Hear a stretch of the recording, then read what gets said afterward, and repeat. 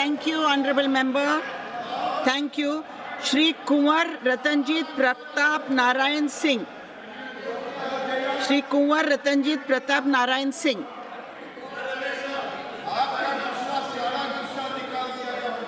Sir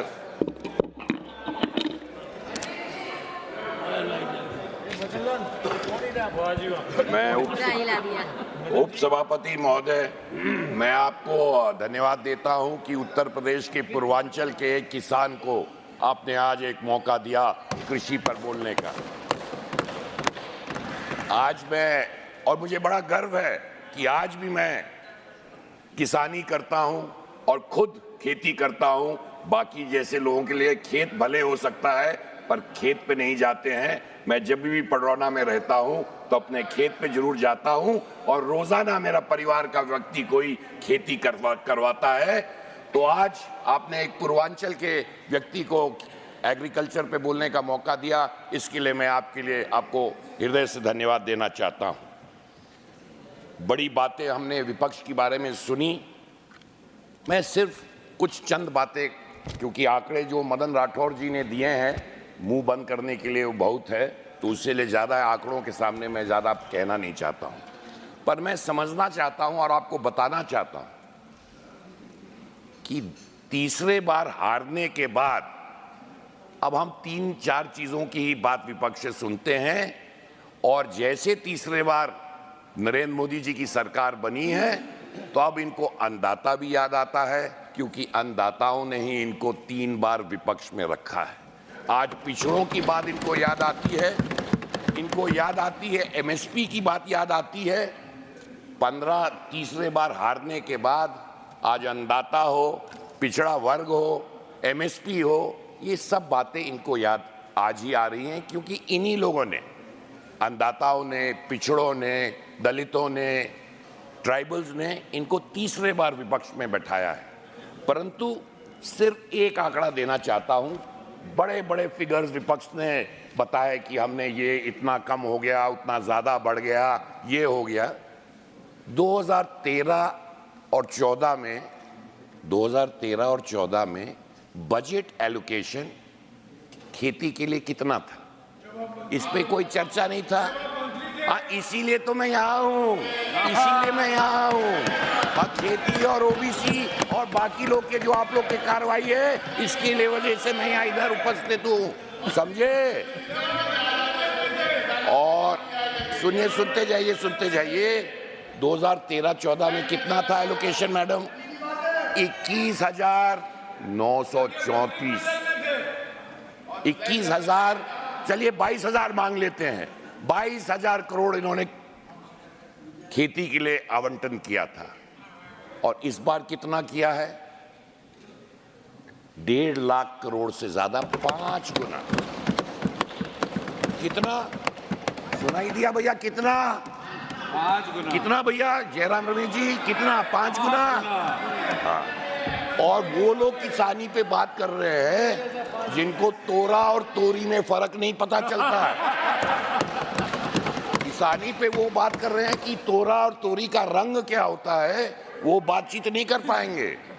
और मैं एक हरियाणा के नेता कह रहे थे कि भाई एमएसपी का क्या हुआ, हमारे सरकार ने सिर्फ 23% गेहूं खरीदा। अरे भैया, इनको अगर गेहूं की खेती करते तो जो सबसे गरीब किसान भी होता है, गेहूं बोता है, तो साल भर के लिए अपना गेहूं पूरे साल के लिए रख लेता है घेली में। अब इनको गेहूं कभी बोए हो तब तो जाने, तो सारा एमएसपी कैसे दे देंगे? अरे ये छोटा किसान हो, बड़ा किसान हो, अरे भाई जो किसान है चौधरी साहब, खेती करते हैं तो कुछ घरवा पे रखल जाला ना गेहूं धनवा, या सारा एमएसपी में बटा जाला? कमाल बाकी कैसे एमएसपी में 23% उठाया, उतना नहीं उठाया। मैं तो पूर्वांचल से आता हूं, गन्ना किसान खुद हूं। आज जब से केंद्र और प्रदेश में, हाँ भाई, मेरे पिताजी थे राजा, अब कोई राजा नहीं है, आप अपने को राजा बनाते रहो। नहीं, सर, मैं आपको साफ तौर से बताना चाहता हूं, ये भ्रम की राजनीति करना चाहते हैं। अरे इनको भारतीय जनता पार्टी से नफरत हो सकती है, हो, बहुत अच्छी चीज है, इनको नफरत है। अब तो ये कमल को भी गाली देने लग गए हैं और इसलिए इनको मालूम नहीं है कमल किसका सिंहासन है। उपसभापति महोदय, मां सरस्वती का है और मां सरस्वती क्या देती है? सद्बुद्धि और ज्ञान। उसकी कमी रहेगी और इसके कमी की वजह से आज ये बात नहीं कर पाते हैं कि सद्बुद्धि वाली बात नहीं करेंगे।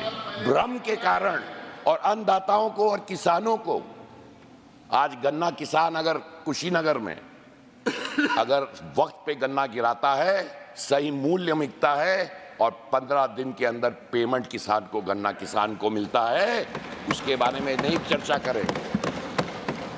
मैं साफ तौर से तमाम और मुद्दे थे पर तमाम लोगों ने, हमारे नागर साहब ने भी बहुत विस्तृत जानकारी दी। फसल बीमा योजना की बात हुई, उस पर चर्चा नहीं करी। कमियां हैं।